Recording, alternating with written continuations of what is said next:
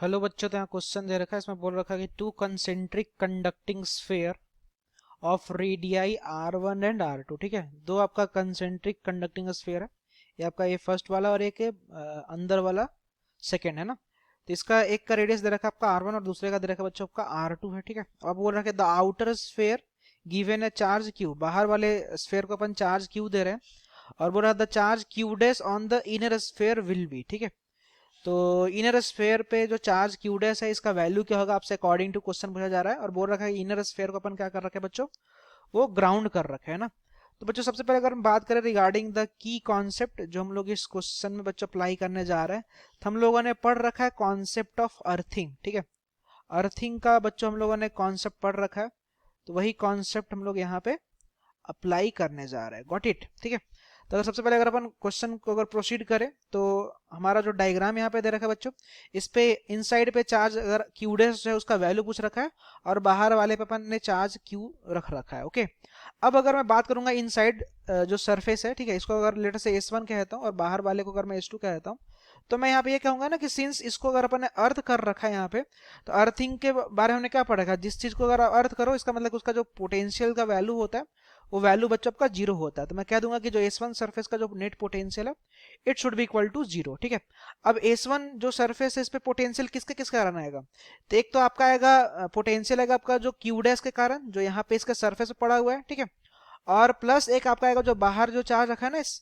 S2 वाले surface पे Q के कारण। ठीक है, and it should be equal to what, it should be equal to zero. ठीक है, हम लोग बात कहाँ कर रहे हैं, हम लोग S1 वाले सरफेस पे पोटेंशियल निकाल रहे हैं। ओके, तो S1 वाले सरफेस पे अगर मैं इस Q डैश के कारण अगर मैं पोटेंशियल का वैल्यू लिखूंगा तो वैल्यू क्या होगा बच्चों, वो वैल्यू होगा आपका K इंटू का Q डैश और अपॉन इसका जो रेडियस कितना है, इसका रेडियस आपका R1 है, जहां पे K इलेक्ट्रोस्टैटिक कांस्टेंट है बच्चों और Q डैश इस S1 सरफेस पे चार्ज है।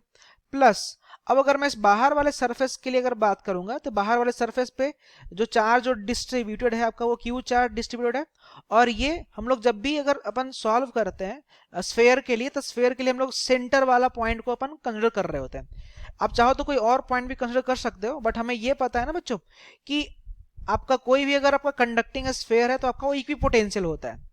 तो इक्वी पोटेंशियल होता है तो चाहे आप इस पॉइंट के अक्रॉस निकालो चाहे आप किसी और पॉइंट के अक्रॉस पोटेंशियल निकालो, उन सब के अक्रॉस पोटेंशियल आपका बराबर ही आएगा। बट हमारा जो सेंटर वाला जो पॉइंट है आपका एक सिमेट्रिक पॉइंट है। ठीक है, वहां से आप, क्योंकि वहां से हमें डिस्टेंस का वैल्यू एग्जैक्ट पता है और वो वैल्यू कितना आपका R2 के बराबर है ना। तो if we solve for the potential जो कि आपका इस सरफेस S2 पे रखा हुआ है, तो हो जाएगा आपका K, इस पे जो टोटल चार्ज रखा है बच्चों आपका वो Q रखा है और इसका जो सेपरेशन है सेंटर से जो दे रखा है आपका वो R2 है ना। And it should be equal to what, zero. Again K electrostatic constant, Q charge है और R2 आपका डिस्टेंस है सेंटर से सरफेस का ना। ठीक है, तो बच्चों अगर अपन इस टर्म को सिंप्लीफाई करें तो K से K कैंसिल कर लो, तो यहाँ से आ जाएगा आपका Q डैश अपॉन R1, ये बराबर आ जाएगा आपका माइनस का Q अपॉन R2 ना। तो यहाँ से अगर आप देखो तो Q डैश का वैल्यू कितना आ जाएगा, तो अपना जो Q डैश है उसका वैल्यू आएगा बच्चों माइनस का Q इंटू का R1 बाई R2 ना। तो अगर आप ऑप्शन से देखो तो जो थर्ड नंबर का ऑप्शन है वो करेक्ट है ना। Thank you.